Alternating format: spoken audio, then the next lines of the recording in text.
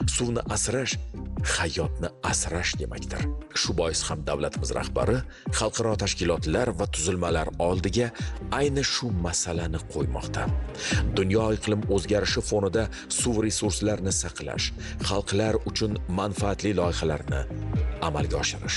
Bugun mamlakatimizning mavjud 44,8 million gektar yerining bor yo'g'i 9,7% yoki 4,3 million gektari sug'oriladigan maydonlar. Bizda sug'oriladigan maydonlarimiz chegaralangan. Suv resurslarimiz kamayib boryapti.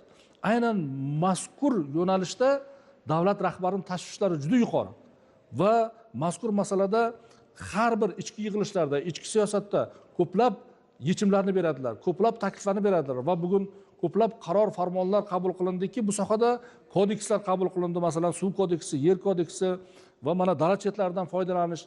Albatta bular endi kelajakda mazkur sohani rivojlantirishga qaratilgan katta harakatlar, sa'y harakatlar. Bugun o'sib kelayotgan aholimizni oziq-ovqat bilan xavfsizligini ta'minlashda yer juda ham muhim masala.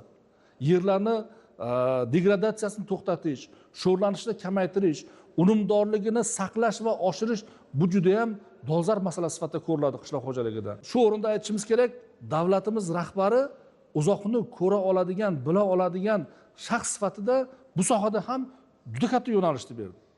Yevropa iqtisodchi olimlarini fikriga ko'ra, iqlim o'zgarishi oqibatlarini yumshatishga sarflanadigan bugungi $1 mablag' kelajakda kamida $3 ziyod qiymatda bo'lib qaytadi.